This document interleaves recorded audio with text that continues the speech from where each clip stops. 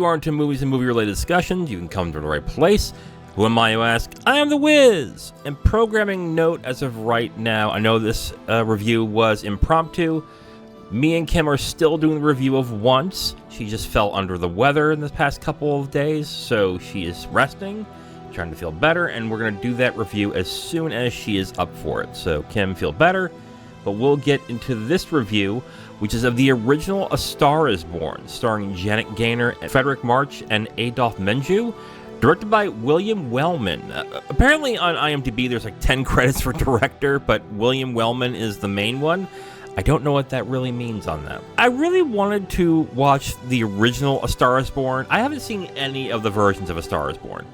No, that's not true, actually, now that I come to think. I did see bits and pieces of the 70s one with Barbra Streisand, and I did not like what I was watching, so I just exited out of that one. But that was a long time ago. That was like when I was really young, so I'll give that a shot. But when the Lady Gaga Bradley Cooper one came out a few years ago, I definitely wanted to see it, but I wanted to see the original first, and I wanted to see the other ones that were before the new one. So there have been 4 versions of A Star Is Born, which is the 37 one that I'm reviewing right now. There is the one in the 50s with Judy Garland, which is considered the best one. There's the Streisand one from the 70s, and then there is the most recent one with Lady Gaga and Bradley Cooper. So I am looking forward to going through all those at a certain point at some time. So let me get right into the review of A Star Is Born, the 1937 film starring Janet Gaynor and Fredric March, directed by William Wellman.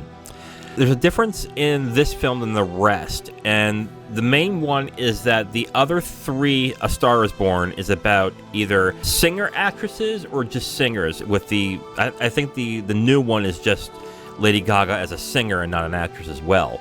In this one, it's actually a Hollywood drama. It's about a young ingenue who wants to break into the business and gets the attention of an old actor who is big at the time but is on the downturn, played by Fredric March. And that's really the difference between that and I think the rest of them. I'll find out more as I go through the rest of them.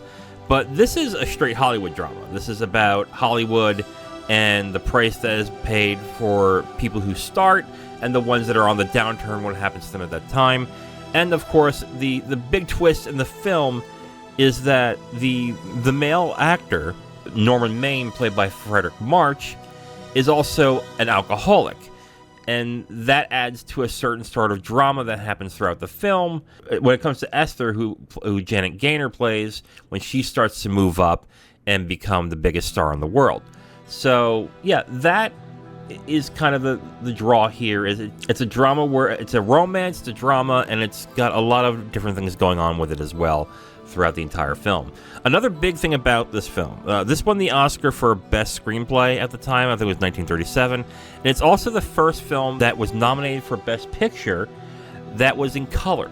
So this is actually an important film in that sense. So I was always wondering why this film kept getting remade. And I guess because it's important in that aspect that a lot of people kind of gravitate towards it. I went into this not knowing what to expect. And in the end, I did enjoy it. But I found a lot of things about this movie a little weird. But I think this is more of those it was the times kind of thing than anything else. For example, when the film goes into the main actor's, Fredric March's character, Norman Maine, when it goes into that character's alcoholism, it's right away that you learn that he's an alcoholic. He's stumbling around, he's causing all sorts of mischief and all sorts of things, and it feels like the film is playing it for laughs a little bit. They're taking it a little seriously because the other characters are kind of like, oh no, he's drunk again. Oh no, he's got a problem. But the film kind of portrays it in a kind of a funny way in a certain extent. So it's kind of weird when the film starts to get a little serious about his alcoholism, because throughout the entirety of the film, it's kind of played for laughs. Not that the characters think it's funny and it's charming, but it's in a way where the film treats it as kind of a gag. Oh, he stumbles and he's not being able to sit down. Oh, he's breaking plates because he's a belligerent. Oh, and he's doing, like, it's kind of weird where the film kind of goes in this. The romance angle is also kind of strangely started. It starts kind of strange, but it kind of works as the time goes on. And the main character, Esther, meets Norman Maine. It's when she's working, and he's quite obviously drunk in this, but she goes with him anyway, and they start a whirlwind romance, even though she is keenly aware he's an alcoholic. When it starts getting to the romance part, where she then decides, like, yes, I want to marry you, but you have to start sober up. You have to do this. It's kind of a little unbelievable, but then again, this is kind of the style of the movies at the time. It's supposed to be a little more happy, not a lot of depth into the characters and anything. So things were tied up real nicely to a certain extent. So, I mean, I'm fine with it to a certain extent, but I just wasn't, like, overly enamored with the romance angle in this. And then as time goes on throughout the film, you see Fredric March's character, Norman Maine, who is the big actor. His time starts to slip, and he starts to lose popularity because of his hijinks, and that his performances haven't been so well. Then Esther's, but she starts to go on the rise to be a bigger deal in Hollywood. It doesn't go into too much depth on either end, but it goes to the constant, like, oh, the man's losing his manliness and his manlyhood because he's not the breadwinner anymore. And they go through that angle, which I know at the time was a big deal when it came to gender dynamics and stuff like that. The film tries to make you feel bad for Norman Maine, and I have a hard time doing that because they don't really portray him as that sympathetic in this. But again, we're talking about a movie from almost 100 years ago.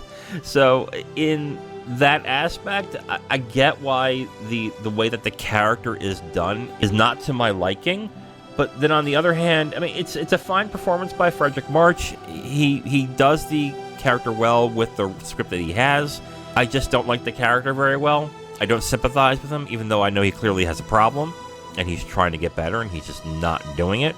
What I didn't have an issue with was Janet Gaynor's performance. She's actually really good in this role as the young ingenue Esther in this movie. It's a good performance. She's actually very charming in this, and she's very likable as well. It's interesting to see her fall in love with Fredric March's character, but I had a bit of a hard time believing it. But then again, the character is very star-eyed. She's very precocious. Like, I guess precocious is not the right word. From a small town, and she's not been out in the world so much. So she very much is, I guess precocious is the best that I can do in this one. She's not a person that I think would notice that the thing that Norman's going through is basically going to be his downfall at the end. That, I think, is the character in itself, and she plays that character really well. I just didn't believe the romance part in this movie. I thought her performance was very good in this. As for the supporting characters, they're fine. I particularly liked Adolphe Menjou as Oliver Niles in this, the studio head, who happens to be the friend of Norman in this. So he's pretty good in this. I did like his performance in it. And as to the ending, was it really that earned? I don't think so. I didn't really buy the ending of the film very well. It's fine. If you don't know the ending, I won't spoil it. I know I've spoiled a bunch of the film already, but I just came out of it at the end going, okay, I mean, sure. And the way that the film bookends it as like an actual script that you're reading seemed kind of pointless, but I think it was because this was a big technical movie that I think people were being blown away by. I think it's the reason as to why they did that, but I think that's neither here nor there on that. Well, say I watched this on the Roku channel with no commercials. Thank God. I hate commercials for movies. That being said, this movie needs a remaster, or they need to retouch this movie up. I mean, A Star Is Born, the Judy Garland one, and the Barbra Streisand one, and now the new one with Lady Gaga. I mean, they're popular films. People love those films. I don't see why they don't remaster this film as well and re-release it. Because the cut that I saw, or the version that I saw that was on Roku, did not look well. I'm not going to fault the film on that, but it definitely was grainy, lacking a lot of detail. It could have used a remaster, like, definitely for this one. So hopefully someone decides that this is worth that time to do that, but I don't, there might not be, but again, if it doesn't happen, I'm okay with it, but other than that, it was fine, I guess. Like, I just did not like the way the film looked, but I think it was more because the print and the way that it was done was not done with a lot of care. It's grainy in some bad spots. The colors are saturated in weird ways. I mean, again, this is also an older Technicolor film. I don't know what you could do to make it look better, but yeah, I was disappointed with the look of the film, really. Okay, so let's get to my final thoughts on A Star Is Born, the 1937 version. I liked it. I thought that the performance of Janet Gaynor was pretty good. I also like Adolphe Menjou in this. I thought Fredric March was decent, but I just didn't buy the character as charming or as someone that people would like. I know he was going through the alcoholic phase in that, but I think that his alcoholic phase seemed more comedic in tone than it was serious. That might just be the times. They don't want to go into exhaustive detail as to what's going on with him, but I just didn't buy the seriousness of it. I'm going to give this film 3 stars. I thought it was good. I thought it was enjoyable, and I will look forward to seeing the other versions of this. Again, like Janet Gaynor in this, I thought she was actually very good in this. But if I'm being honest, I'm hoping that the next ones that I see, the Judy Garland one, is a lot better, and I've heard it's actually really good. It's a really good version of it. I'll look forward to that on that end.